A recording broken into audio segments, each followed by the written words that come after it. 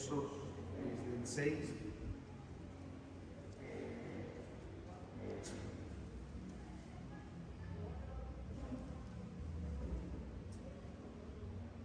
Bien, ¿qué tenemos? Os hice estar ambiente limpio en todas vuestras ciudades, y hubo falta de pan en todos vuestros pueblos, mas no os volvisteis a mí, dice Jehová. También os detuve la lluvia 3 meses antes de la siega, e hice llover sobre una ciudad, y sobre otra ciudad no hice llover. Sobre una parte llovió y la otra, sobre una parte llovió, y la parte sobre la cual no llovió se secó. Y venían 2 o 3 ciudades a una ciudad para beber agua, y no se saciaban. Con todo, no os volvisteis a mí, dice Jehová. Versículo 9. Os herí con viento solano y con oruga. La langosta devoró vuestros muchos huertos y vuestras viñas y vuestros higuerales y vuestros olivares, pero nunca os volvisteis a mí, dice Jehová. Envié contra vosotros mortandad, tal como en Egipto. Maté a espada a vuestros jóvenes con cautiverio de vuestros caballos, e hice subir el hedor de vuestros campamentos hasta vuestras narices, mas no os volvisteis a mí, dice Jehová. Os trastorné como cuando Dios trastornó a Sodoma y a Gomorra, y fuisteis como tizón escapado del fuego, mas no os volvisteis a mí, dice Jehová. Versículo 12. Por tanto, de esta manera te haré a ti, oh Israel, y porque te he de hacer esto, prepárate para venir al encuentro de tu Dios, oh Israel. Porque aquí el que forma los montes y crea el viento y anuncia al hombre su pensamiento, el que hace de las tinieblas mañana y pasa sobre las alturas de la tierra, Jehová Dios de los ejércitos es su nombre. Señor, una vez más venimos delante de tu presencia, suplicando de tu oportuno socorro. Háblanos por medio de tu palabra. Ayúdanos, oh Señor. Ten misericordia del predicador, asístele en esta hora. Pero al mismo tiempo, Padre Celestial, te suplicamos que tenga misericordia de los oyentes. Que podamos en esta hora ver, escuchar tu palabra y ver, Señor, que tú eres el Dios que disciplina, el Dios que corrige. Y al mismo tiempo poder ver que el permanecer, el persistir en desobediencia delante de ti es un camino de condenación. Pero no solamente nos muestre que tú eres un Dios justo, sino también danos convencimiento de pecado y ayúdanos a acercarnos a ti por misericordia. Estos favores te lo pedimos por los méritos de Jesús. Amén. Si usted pone o escribe en Google cuál será o cuál es el verso o el pasaje de la Biblia más famoso, probablemente le aparezca, si no el más famoso, está entre los pasajes más famosos de la Biblia, el Salmo 23. Yo estoy seguro que muchos de los que están aquí pueden recitarlo de memoria. Y es un salmo que aún los incrédulos lo citan y les agrada.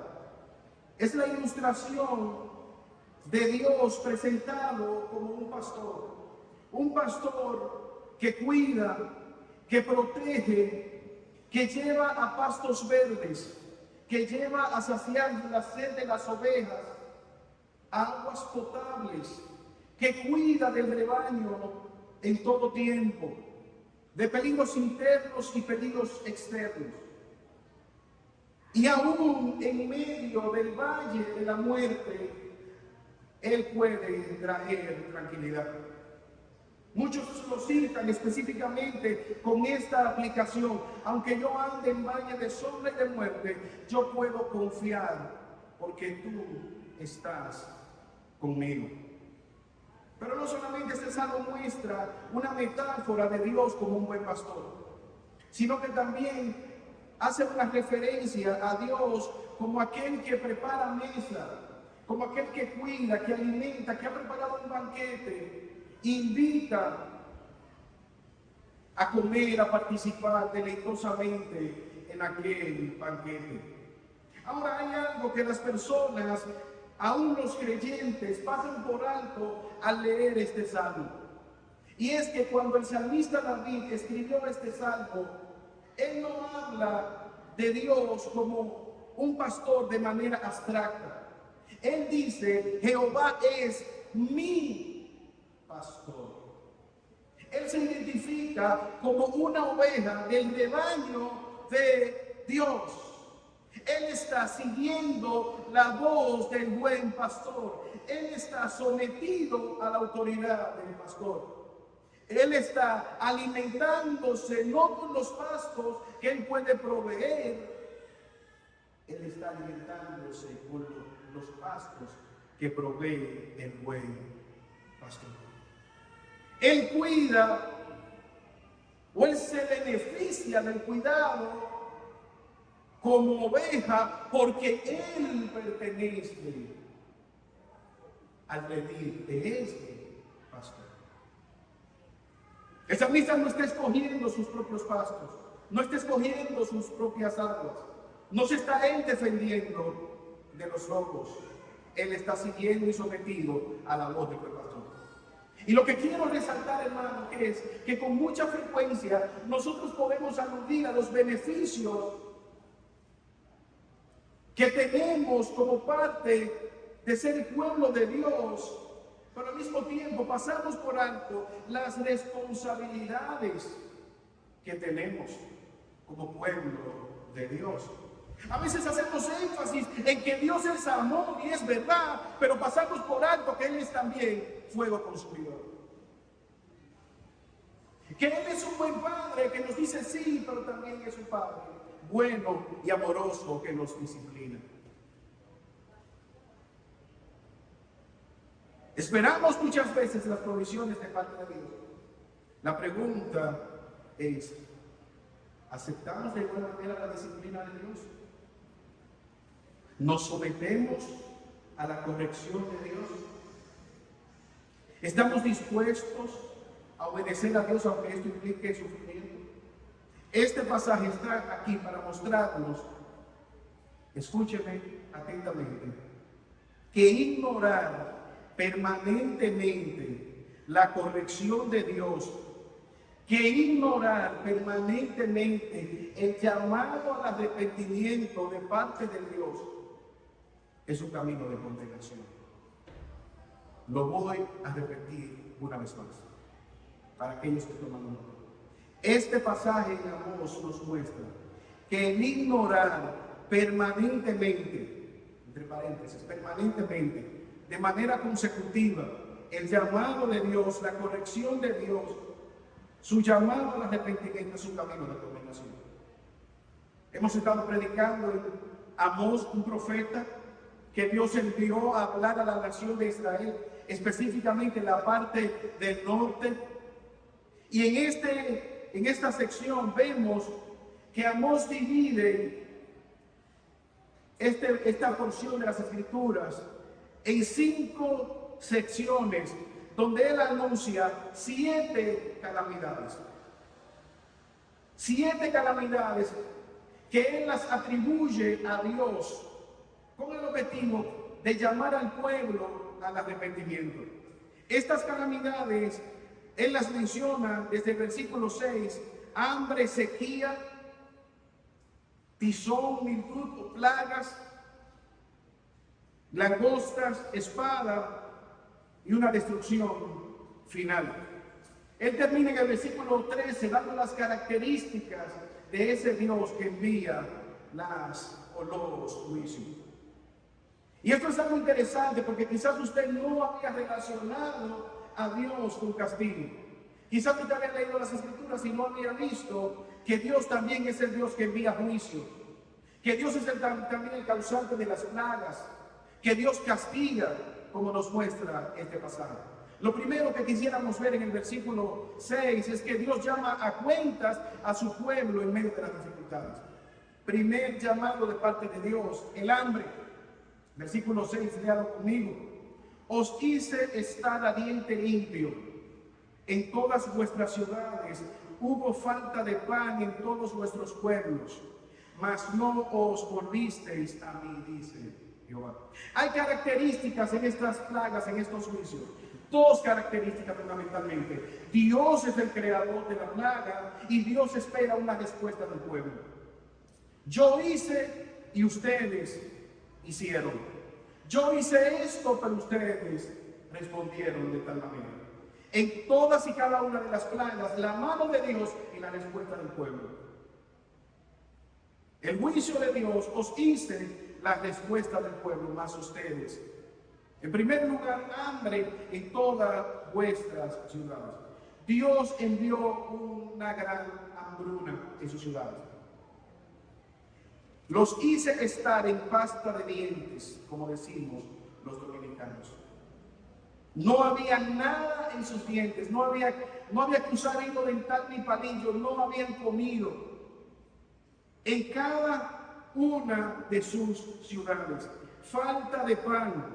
¿Cuál es la razón de esta carencia de pan? Un juicio de parte de Dios. Dios así lo determinó.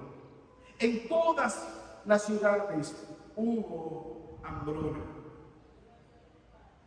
No había un clavo guardado para una provisión. Hermanos, no había comida, no había pan. Y Dios se está atribuyendo ese juicio. Ahora, hermanos, mira algo. En el libro de Levítico, capítulo 26, verso 26, Dios les había advertido que ellos debían tener cuidado de olvidarse de Él al ver la provisión que Él les daba al entrar en la tierra prometida.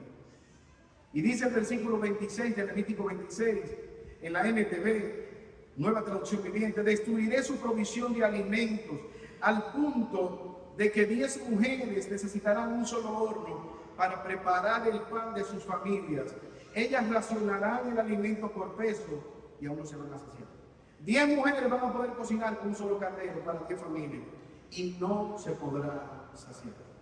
Ahora, hermanos, a mí me llama la atención el juicio. Esta hambruna es por dos razones: el desprecio al mandato de Dios y al mismo tiempo el desprecio a la corrección de Dios. Un doble pecado. Por un lado, no solamente es que ellos están pecando, hay algo peor, que a pesar de la corrección, que a pesar del llamado al arrepentimiento de Dios, ellos son indiferentes. ¿Ustedes recuerdan lo que ha pasado como ellos dijeron? Ustedes dicen: Dios, ustedes no me conocen.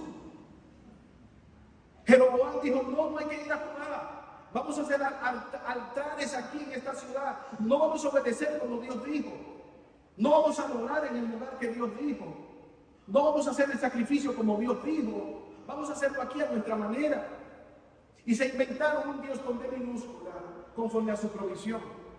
Ahora, hermanos, mira algo que a mí me llama la atención. ¿Quién sostuvo a la nación de Israel en medio del desierto? ¿Cuál es la respuesta? Dígalo sin miedo: es Dios. ¿Qué le proveyó Dios a ellos desde el cielo para su alimento? Pan, maná. Es el Dios que en el desierto es capaz de proveer pan. Y ahora en la tierra de provisión ellos tienen hambre. Porque Dios lo que les quiere hacer ver a ellos es que Él es la fuente de su provisión. Él es su proveedor, Él es su Dios. a tal punto que aún estando en el desierto, Él le iba a proveer, pero había un día que ellos debían almacenar el pan, el día que Dios dijo para que comieran de gracia. No iban a recoger, iban a almacenar de un día para otros. Y no se descomponía el pan, pero si no lo hacían otro día, que no era el que Dios lo había establecido, si se dañaba el pan, le caía gusano, caía en putrefacción. Dios es el proveedor. Y esta falta de provisión, lo que Dios quería era utilizar el hambre para que ellos reflexionaran. Si Dios nos proveyó en el desierto, si Dios nos alimentó y ahora estamos pasando por esta situación, ¿qué quiere Dios enseñarnos a nosotros por medio de esta prueba? ¿Estará Dios llamándonos al arrepentimiento?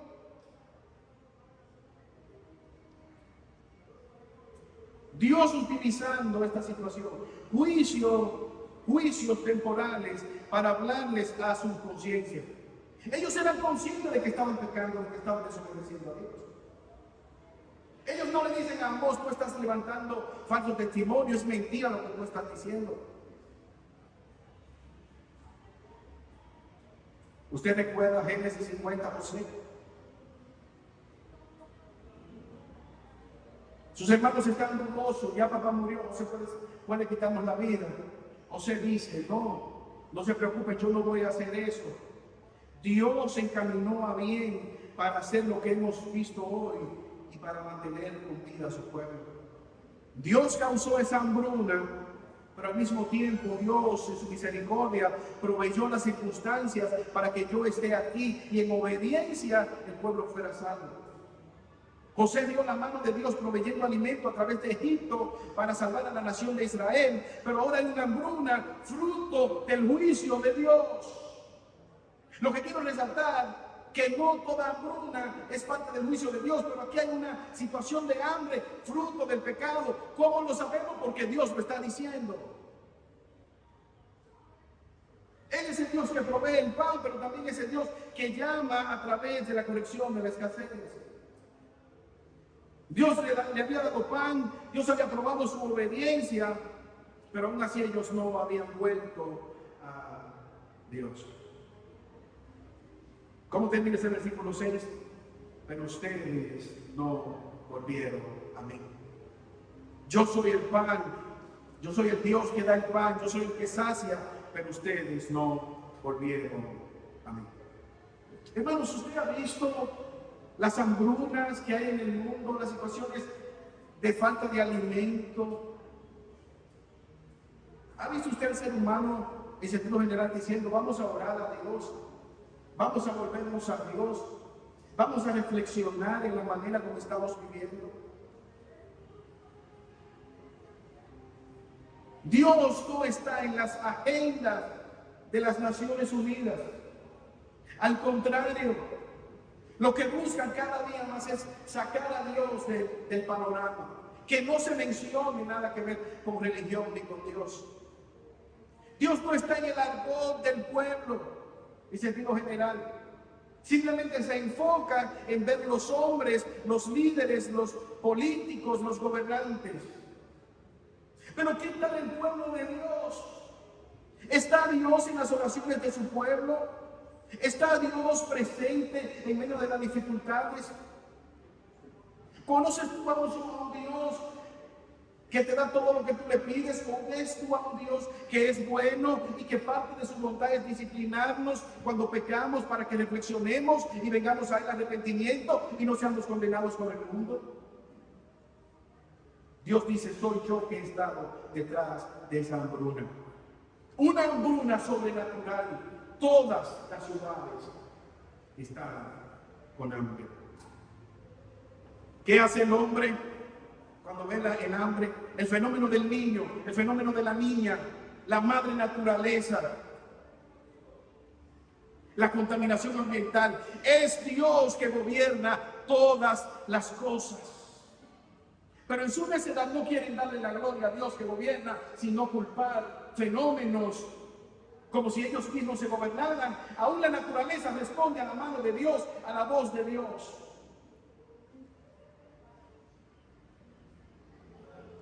Os hice estar a diente limpio, pero ustedes, segundo juicio de parte de Dios. La sequía, versículo 7. También os detuve la lluvia 3 meses antes de la siega, e hice llover sobre una ciudad, y sobre otra ciudad no hice llover. Sobre una parte llovió, y la otra parte, sobre la cual no llovió, se secó.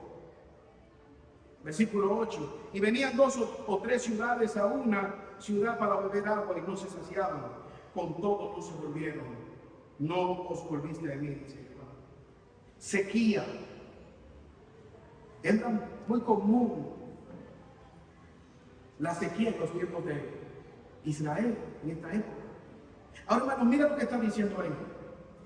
Yo detuve la lluvia 3 meses antes de la siega. Cuando se esperaban grandes aguaceros, el pueblo sembraba en la época de la lluvia. Y ya está falta la lluvia que es para la cosecha. Octubre, abril, época de lluvia en esa nación. Y ahí entonces cuando van a cosechar, cuando están esperando esa lluvia, entonces viene la sequía. Es contrario a lo que hemos visto, es contrario a la naturaleza. Amos está diciendo, esa lluvia que no cayó cuando debió haber caído es parte del juicio de Dios. Pero no solamente fue una sequía, sino que es una sequía selectiva en primera instancia. Llovió en una ciudad y la otra no llovió en la temporada de lluvia. ¿Qué es lo que está diciendo Dios? Eso debió llamarle la atención a ustedes y reflexionar sobre su pecado. Él es el Dios que hace llover y que detiene la lluvia. No es una calamidad natural, es Dios actuando. ¿Quién es aquel que detiene y envía la lluvia? Es Dios. Retuvo la lluvia, retuvo en un pueblo sí, en otro no. Hizo llover en un campo sí, en un campo no. Un área estaba verde y la otra totalmente seca, como un desierto. ¿Qué produjo la sequía? Hambre, más hambre. Donde no llovió se secó. Pero ahora las cosas se están complicando porque ahora ellos no tienen agua. En ellos, versículo 8, 2 o 3 ciudades se juntaban porque en esas 2 o 3 ciudades no había agua. Y iban a buscar agua y no se saciaban. Mira cómo dice la NTV. La gente deambulaba de una ciudad para otra buscando agua, pero nunca había agua suficiente. ¡Qué tragedia! Andaban como zombies buscando agua. Hermano, ¿qué usted esperaría que ellos hicieran en medio de esta sequía? El primer libro de Reyes, capítulo 18, versículos 16 al 21, se nos habla de que había una sequía fruto del pecado del pueblo. Un profeta dijo, no va a llover más. El cielo se va a poner como si fuera de hierro. Fruto del pecado de Acab y del pueblo de Israel, con Jezabel a la cabeza. ¿Qué ocurrió? ¿Qué hizo el pueblo? En vez de ellos volverse a Dios, en vez de ellos arrepentirse de sus pecados, cuando el profeta se para delante de ellos, hermanos, y esto es algo triste, esto es algo lamentable y vergonzoso. Elías se para ante la nación que Dios libró con mano poderosa y le dice, si Jehová es el Dios verdadero, sírvanle. Pero si son esos dioses falsos, Baal y los demás, sírvanle a ellos. Hermanos, es como si el pueblo de Israel hubiese llegado a un punto de tan grande indiferencia, apatía y pecado, que ellos habían llevado al profeta de Dios a un careo con los dioses falsos. Y eran tan obstinados que Baal era conocido como el dios del agua, el dios que daba la provisión, y estaban en medio de una sequía. Y aún así ellos dicen, bueno, debaten a ver que nosotros decidimos. Vayan a demuestra Elías haciendo. Baal no había hecho nada, una gota de agua no les había dado, y aún así ellos están dudando de la misericordia de Dios. Es tal su dureza de corazón y su falta de arrepentimiento que ellos entran en ese careo. ¿Qué hizo Dios? Evidenció que solamente Él es el único Dios verdadero. 120 años después están ellos en la misma condición y se olvidaron lo que había hecho Elías. Como fruto de su pecado había venido una sequía y ahora ellos entonces están pasando por alto la misericordia y la provisión de Dios.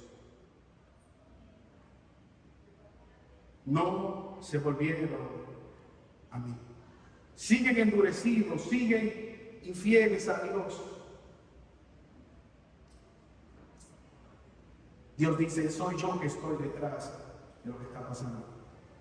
¿Sabe cuál fue siempre el pecado del pueblo de Israel? Jeremías capítulo 2 versículo 13.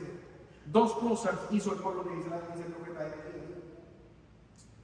Me desecharon a mí, que soy la fuente de agua viva. ¿Y qué hicieron? Se hicieron un tinaco pichado, un tinaco pichado, una cisterna que no tiene agua.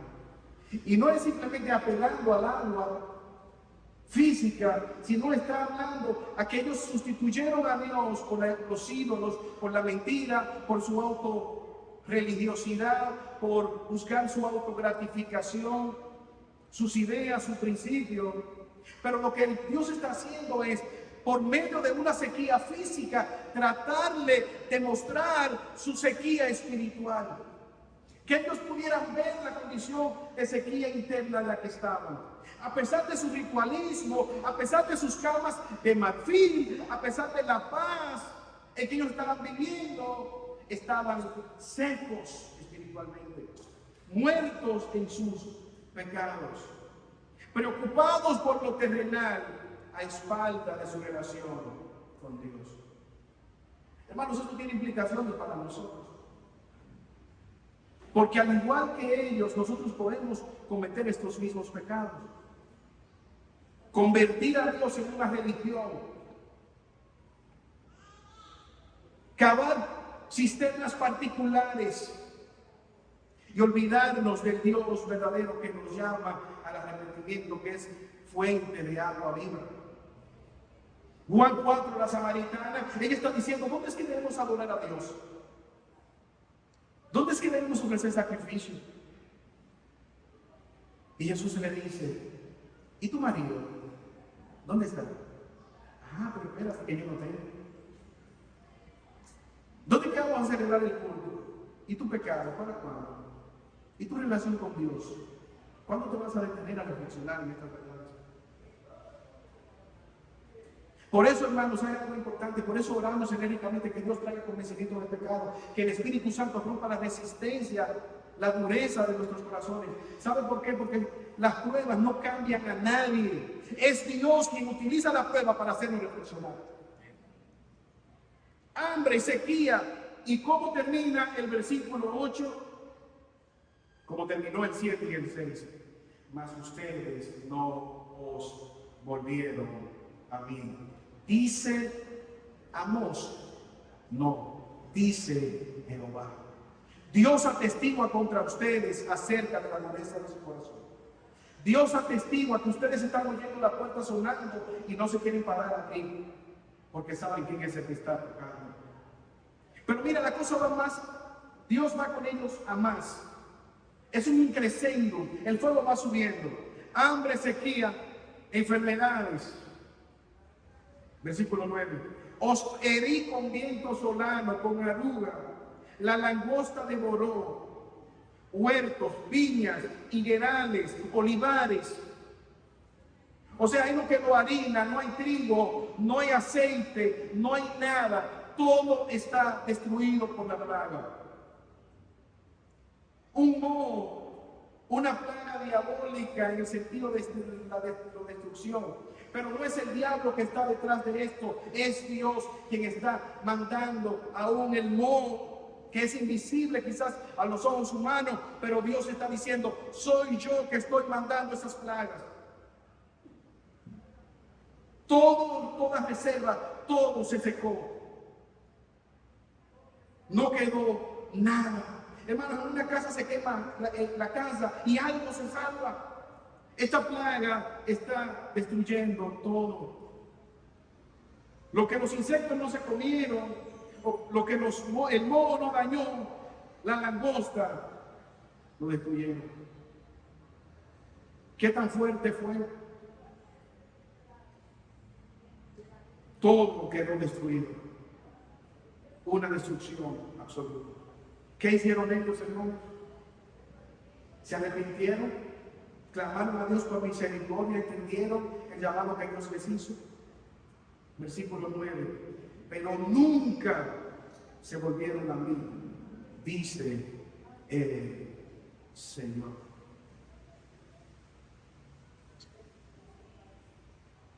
Hermano, usted dice, wow, pero cuán grande el juicio de Dios. Y cuando uno está preparando este tipo de sermón, uno dice, wow, juicio, prueba. Pero, ¿tú has pensado en la misericordia de Dios?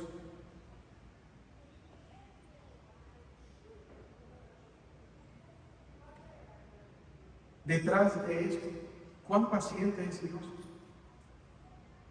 ¿Cuán paciente ha sido Dios con esto? Dios está haciendo más que un padre que dice, muchacho, estate tranquilo, muchacho, pórtate bien. Y quizás los padres comienzan a hacer con los hijos, quitándole la bicicleta, quitándole la televisión, castigándole, pero ese hijo sigue en su desobediencia, en sus delitos, crece, y luego quien lo disciplina es la macana de un policía.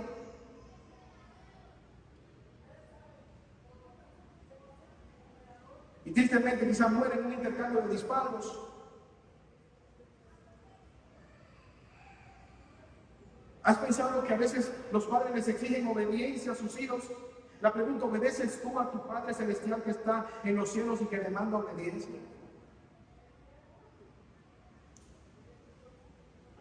Cuán misericordioso es Dios, que a pesar de los juicios, Él llama al arrepentimiento y va increciendo, dándole oportunidades al pueblo para que se arrepienta. Pero ellos no se arrepienten. Versículo 10. Envié contra vosotros mortandad, tal como en Egipto maté a espada a vuestros jóvenes, con cautiverio de vuestros caballos, e hice subir el hedor a vuestros campamentos hasta vuestras narices. Mira cómo dice la planta. Sus hijos muertos. Y esto es una tragedia, porque el hecho de que sus hijos están muriendo implica que probablemente no va a haber una tasa de recambio. No va a haber una generación que releve. Y no solamente el mal olor estaba en los campamentos de la guerra, sino que el mal olor era tan grande la putrefacción. Fueron tantos los cadáveres que el hedor le llegaba a su casa. Sus caballos, sus ejércitos destruidos, sus hijos comidos de gusano. Y Dios dice, aún así no se volvieron a mí. Miren, esas son las plagas, como las plagas que envía a Egipto. Hermanos, esto es grande. Ellos pensaron que Jehová nada más era para castigar el pecado de los egipcios. Dios castiga y Dios juzga el pecado de todos los seres humanos.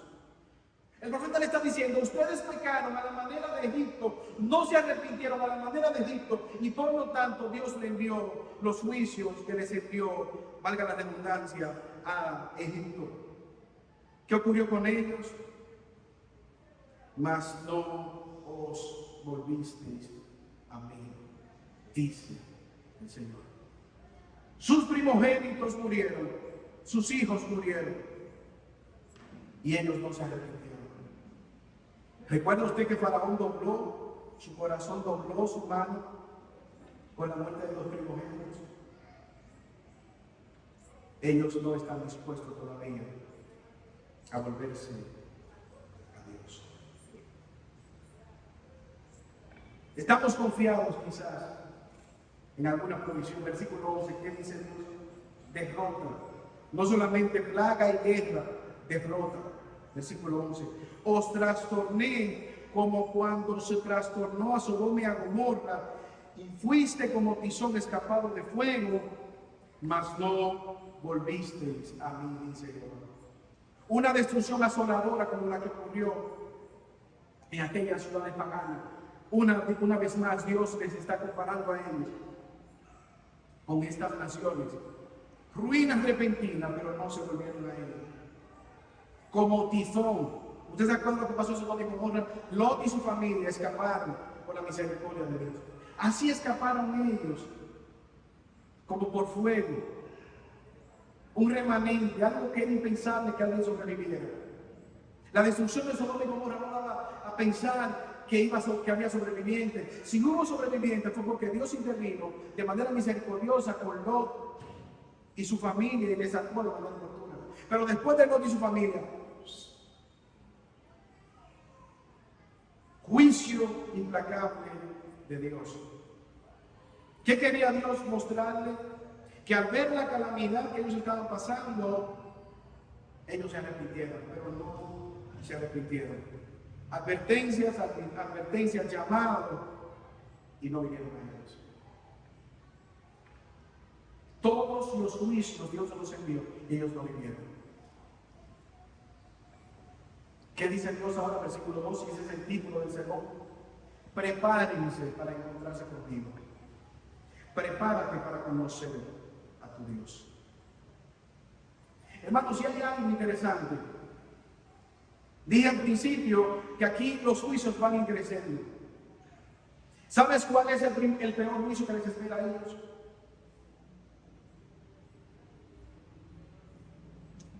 Versículo 2.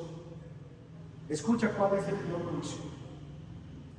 Por tanto, porque ignoraste todos y cada uno de los llamados que te hice a través del hambre, de la sequía, de las plagas, de la mortandad de tus hijos, del secuestro de tus bienes, de los caballos, del hedor que causó todo eso. Por tanto, como consecuencia, versículo 12, de esta manera te haré a ti, oh Israel. ¿Y por qué te he de hacer esto? Prepárate para venir al encuentro de tu Dios, oh Israel.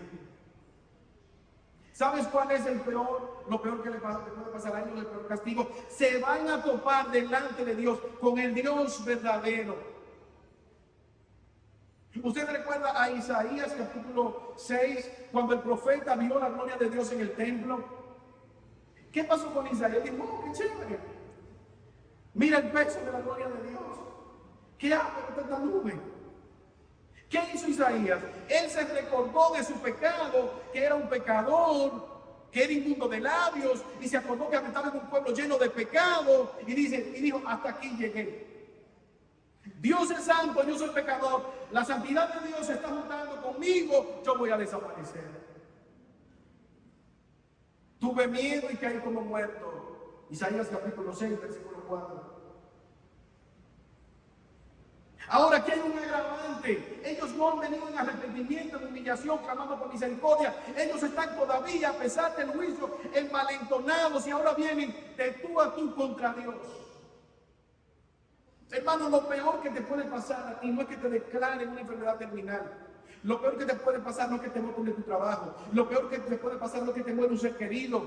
Lo peor que te puede pasar es que tú estés de frente a la ira de Dios, al justo juicio de Dios, y no estés preparado. Lo peor que te puede pasar es tú venir delante de Dios confiando en tus propios méritos y no en los méritos de Cristo.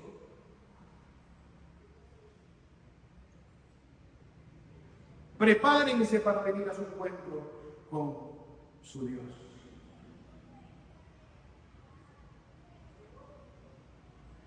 Hay un hermano que me estaba contando que en su hora de almuerzo, él dijo, lo voy a tomar aquí en la oficina. Él sacó su comida, sacó una tableta y prendió un juego de pelota en su hora de almuerzo. Y él está entretenido en su juego de pelota, viendo lo que está haciendo. Pero alguien le topa en el hombro. Y era Yacimín, oh sorpresa, el gerente general estaba visitando esa sucursal. Entonces él dice, yo no supe qué quería decir, porque me está viendo comiendo y viendo pelota en mi horario de trabajo. Evidentemente era en la hora de almuerzo. Lo que el profeta está resaltando aquí, que aquí está el Dios creador que se está levantando en contra de ellos. Prepárense para el encuentro con su Cristo. Él no le está dando esperanza, esto es un juicio, hermano. Esta ya es el cierre, el epílogo de todos los juicios. Ya aquí no va a haber escapatoria. Un pueblo pecador, impenitente, ante un Dios santo, justo, que castigó el pecado de Egipto, que castigó el pecado de Sodoma y de Gomorra, y que ahora viene a reunirse con ellos a castigar su pecado. Éxodo capítulo 19, versículo 17, se nos habla de aquel encuentro que ellos tuvieron como nación en el monte, cuando Dios llamó a que ellos se pusieran de acuerdo para reunirse con él, y ellos decidieron, no, mejor que vaya Moisés, porque lo que ellos vieron fue un monte temblando, fuego, humo, estruendo, y dijeron, no, para allá nosotros no vamos a subir. Moisés, represéntalo. Y esa misma historia, Dios está llamando a su arrepentimiento. Ahora, hermanos, tenemos que tener cuidado con esto y no tomar la misericordia de Dios como una ocasión para pecar libremente. Al ver esto, nosotros debemos venir a Cristo en fe y arrepentimiento. Esto está aquí para llamarnos a la reflexión a nosotros y no ser como aquel mafioso que lo agarraron preso con muchísimas evidencias y él iba muerto de risa. No va a pasar nada. Lo encarcelaron y él risa y risa. Lo llevaron al Palacio de Justicia y él risa y risa. ¿Y por qué él se ríe? ¿Por qué él está tan tranquilo? ¿Sabe cuál era la causa de su confianza? Él había sobornado al juez. Y como él sabía que el juez era de él, lo iba a soltar. Era cuestión de pocas horas. Cuando lo llevaron al juez, el juez, porque él le había pagado, le había sobornado al juez. ¿Cuál fue el inconveniente? Que cuando él llegó, quien estaba en el estrado no era el juez que él había sobornado. Ese juez corrupto había sido destituido y ahora había un juez justo que le iba a juzgar y ya inmediatamente su cara cambió.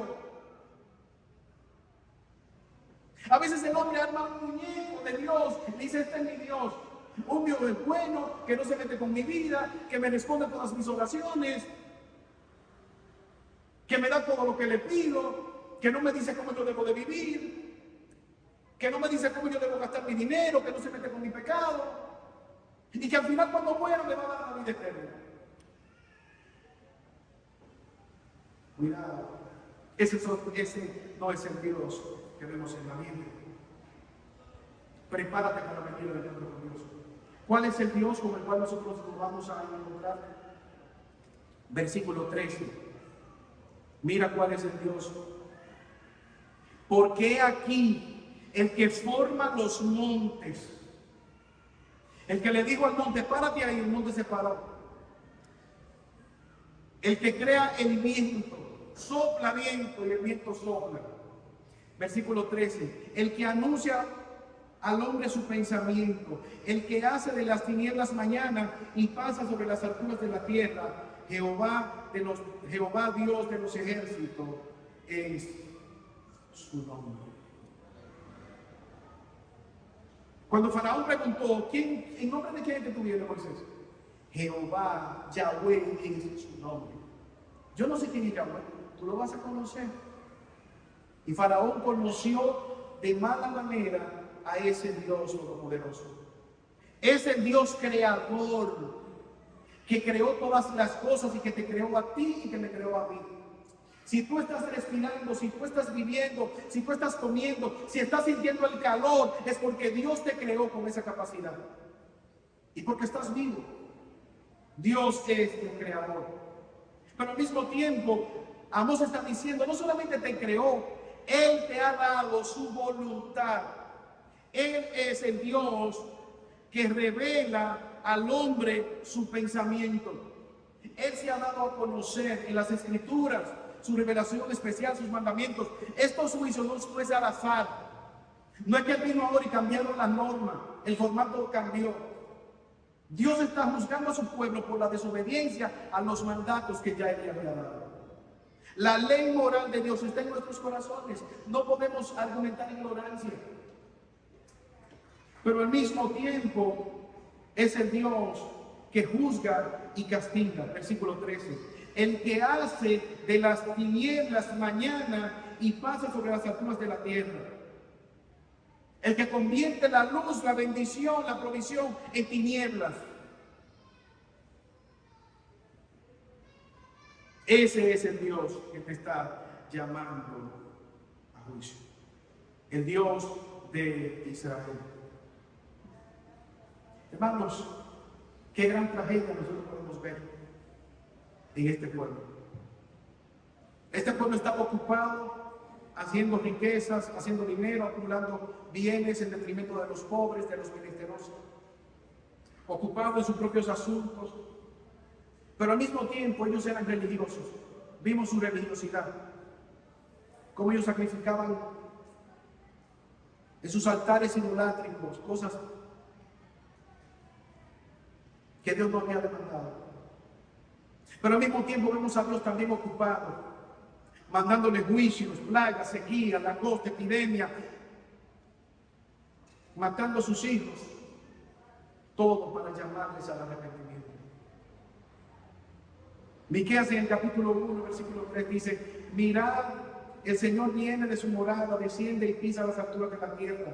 Las montañas se derriten debajo de él, los valles se partieron como si fueran cera al fuego, como agua corriendo por una pendiente. Ellos desoyeron la voz de arrepentimiento de parte de Dios. La pregunta: ¿qué tú vas a hacer en esta mañana? ¿Qué tú vas a hacer con estas verdades? ¿Vas a desoír? ¿Vas a imitarles a ellos? La Biblia muestra que Dios envió a Jesús. Sobre Cristo vinieron todos los castigos: hambre, sed, destrucción sobre su propio cuerpo, castigo, la ira de Dios vino sobre él. Tinieblas vinieron al mundo cuando él fue crucificado. Él recibió todos y cada uno de los juicios de Dios que nosotros merecemos, que tú y yo merecemos. ¿Qué vamos a hacer? Hermanos, estas son evidencias que están ahí para que nosotros reflexionemos. Yo tengo un tío que está en los cielos y ya de Erasmo, y yo recuerdo cuando él me llamó un día, recuerdo lo que estaba haciendo una tarde, y me dijo: sobrino, tengo una situación de salud, estoy perdiendo algunas libras, hágame unos análisis. Yo no, vamos a examinarlo. Hermano, los exámenes arrojaron que él tenía una enfermedad grave. Y él, cuando lo confrontamos en su primera instancia, dijo: no, yo me siento bien, yo no tengo todo eso. ¿Y qué hicimos con él? Mira la radiografía. Aquí está la radiografía. Aquí está la tomografía. Aquí están los análisis.